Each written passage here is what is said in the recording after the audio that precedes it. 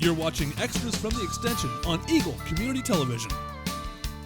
This show is brought to you by Carico Implement. Hi, I'm Linda Beech, the Ellis County Extension Agent for Family and Consumer Sciences, and this is Extras from Extension on Eagle Community TV.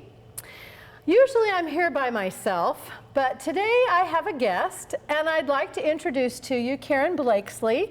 Karen is a food scientist from Kansas State University. She works with K-State Research and Extension in what we call the Rapid Response Center. That means she's on duty to help out folks like me out in the counties and communities in Kansas to help solve problems related mostly to food and food science, but certainly she even dabbles over in some other subject matter as well.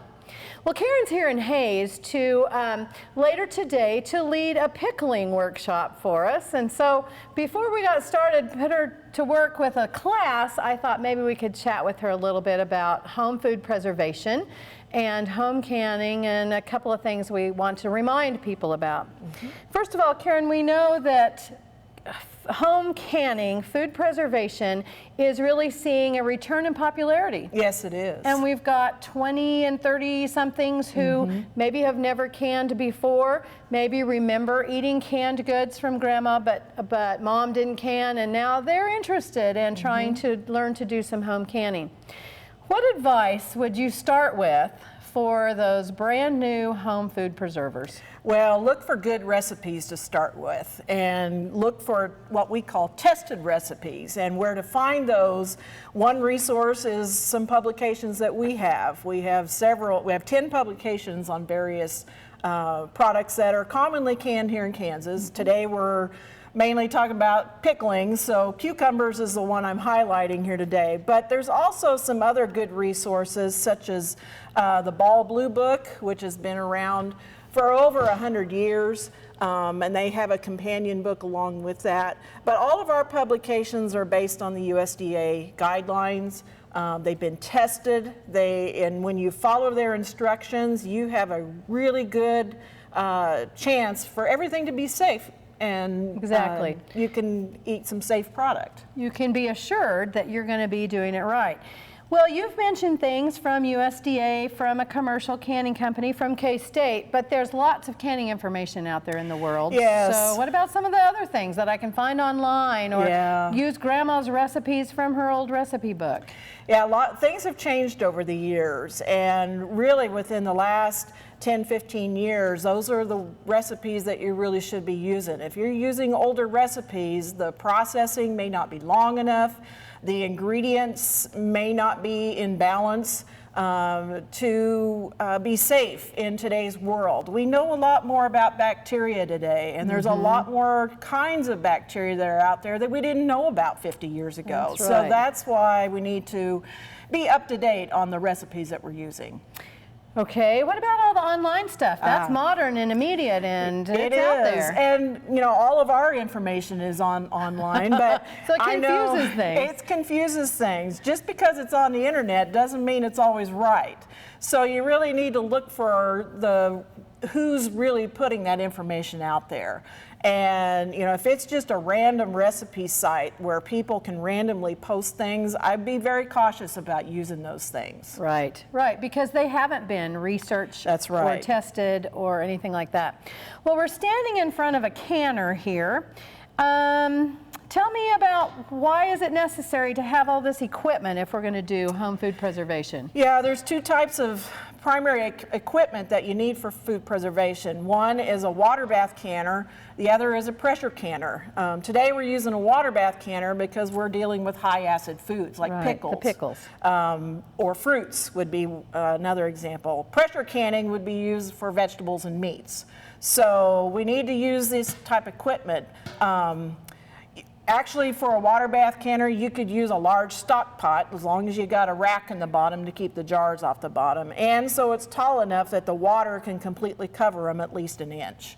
Cover your jars at least an inch. So I'm hearing you say that ththings need to be heat processed somehow. Aren't there some old instructions that, I mean, might grandma have done it differently? Yeah, there's several. It's what we call open kettle canning, and that includes taking a jar, a filled jar such as this, if it had food in it, put the lid and ring on it, and then just turn it upside down. It's really not a safe process because you really need that final heat step to make sure you kill any bacteria that you could have contaminated the lid or something like that. A couple other ones, setting them outside in the sun. That's really an irregular, it's a heat treatment. Yes, I know it gets hot in Kansas, but it's really inconsistent. And it's not boiling. It's not going to boil water if you set a glass of water on the sidewalk. Another one that's popular that people like to do is putting them in the oven. And you could actually crack your jars by doing that. And again, it's a slow heat treatment, and it's really not a safe way to can your products. Okay, so everything needs to be heat processed somehow. The final thing I wanted to ask you about is that I see canning instructions that refer to altitude. Yes. What on earth does altitude have to do with home canning? Well, if any of you are bakers, you know that as you go up in altitude, how you bake things changes. Same thing applies to canning, because as you go up in altitude, the boiling water temperature drops.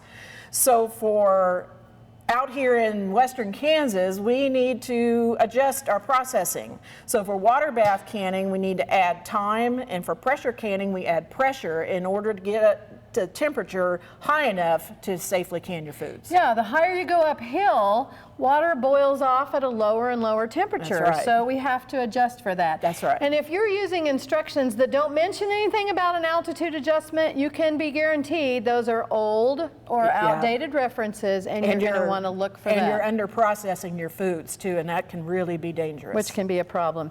Well, the last thing I wanted to just talk about quickly is, you know, if that lid seals, isn't it good? Well, not necessarily. I mean, having a lid seal is a good sign, but what did you do prior to that? If you set them outside in the sun, then you didn't get a good proper heat treatment. If you just inverted your jar, you didn't get a proper heat treatment.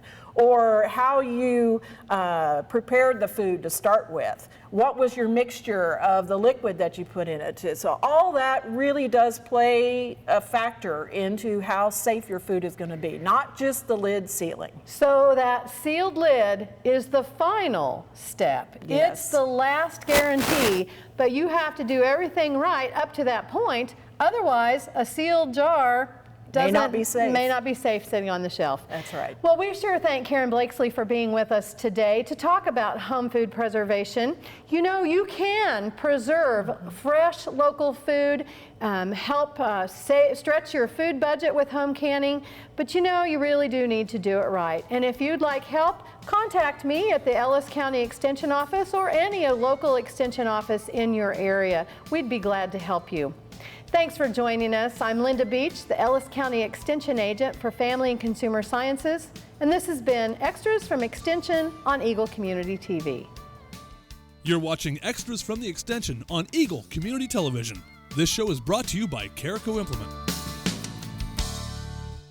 Spring is here, and that means it's time to come out and visit Carico Implement in Hays, Kansas for all your lawn care needs. We stock and sell the full line of John Deere riding lawn equipment, along with Honda walk-behind mowers and generators. We also offer the full lineup of steel power products. If your project requires even more muscle, check out our full lineup of John Deere compact tractors and skid loaders. And don't forget, we have the parts and services to keep you up and running all spring long. So whatever your spring lawn care and maintenance needs are, come on out to Carico Implement for a solution that fits.